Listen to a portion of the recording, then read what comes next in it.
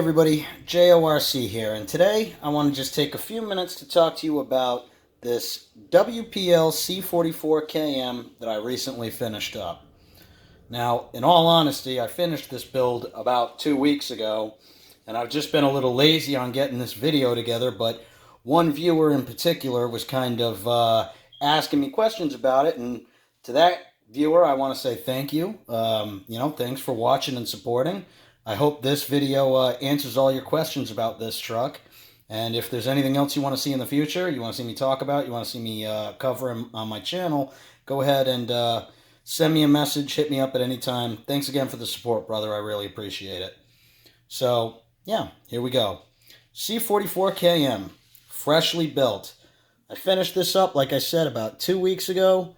And, yeah, it's a magnificent little truck. I absolutely love this little thing. By little, these things really aren't that small. This is about a 1/14 scale, and it's small enough to use inside the house if you want to, but it's certainly big enough to hold its own on trails that you would have thought were reserved for the larger 1/10 scale rigs. This is pretty capable. This is a nice bit of kit. So let's check out what you get here. You can see the body is obviously pre-finished in this brown color, which is actually pretty prototypical of a Toyota of this era, with the white fiberglass roof. All of these Toyotas had this white fiberglass roof. They were produced in a separate facility than the rest of the truck, and just to make things easy, Toyota made them all in white. So this is prototypical. This is how this truck would look. You can see we've got opening doors. Our mirrors have little reflective things going on here, which is pretty nice. See, we've got a full interior in here. Dashboard, pedals, steering wheel, seats, cup holders, the whole nine. I am going to get in here at some point and detail this interior up a little bit, kind of make it stand out from the crowd. It's a very nice, very nicely detailed little truck. It really is. Close that door up. You can see around front here, we've got our bumper.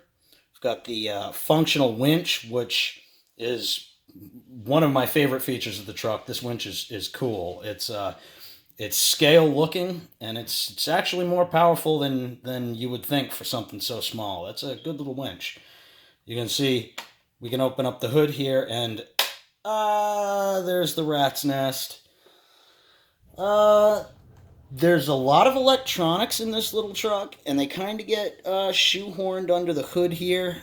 I haven't really figured out the best way to kind of make this all look tidy yet. Honestly, I need to spend some time just kind of zip tying things up and taking care of this, because yikes, it's ugly right now.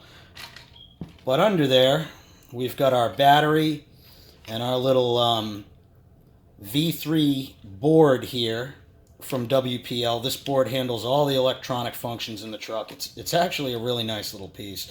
I'm really impressed with how this performs. I like this. It's a little silly looking. It looks kind of toyish, but this has some good functions on it. I really like this winch, like three-way toggle here. This is a really cool unit, and the fact that WPL sells this whole kit for like $30, it's really insane.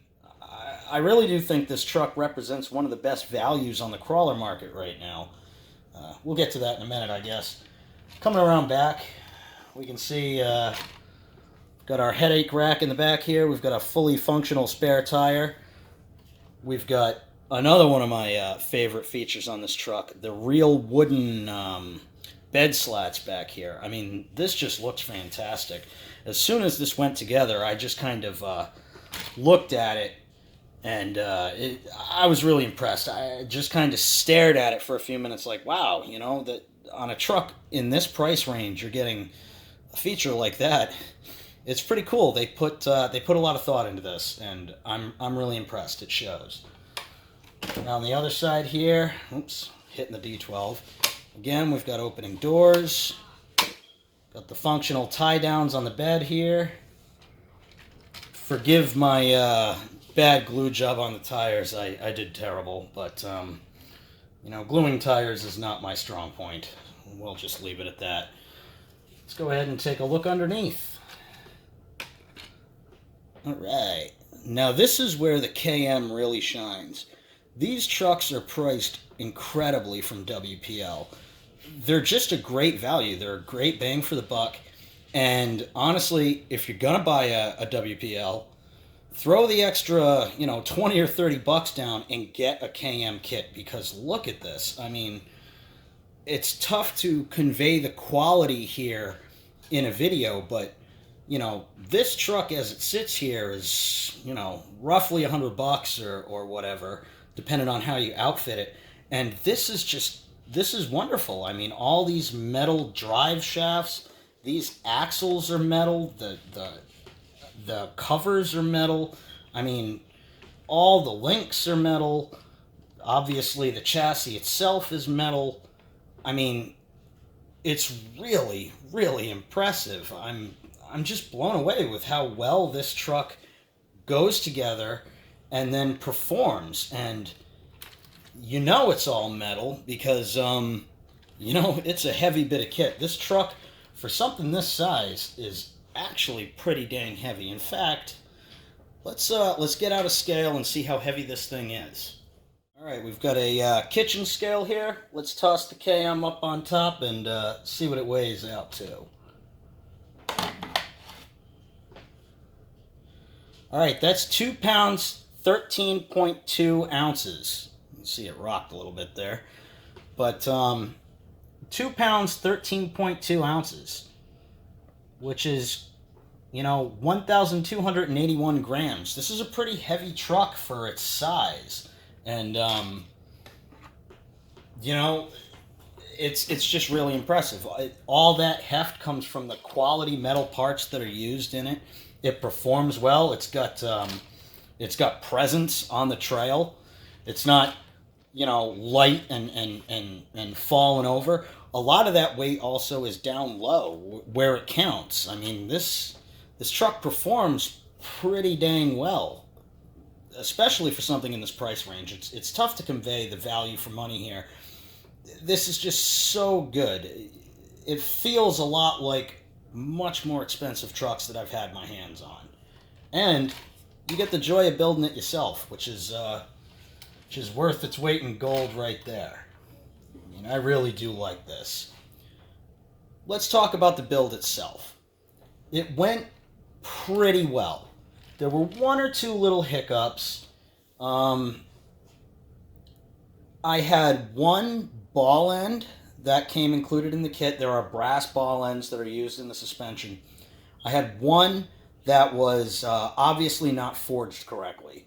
It was missing the whole section of threads down at the bottom. Obviously, this isn't something that's going to happen in every kit. It was just kind of a bummer fluke with mine.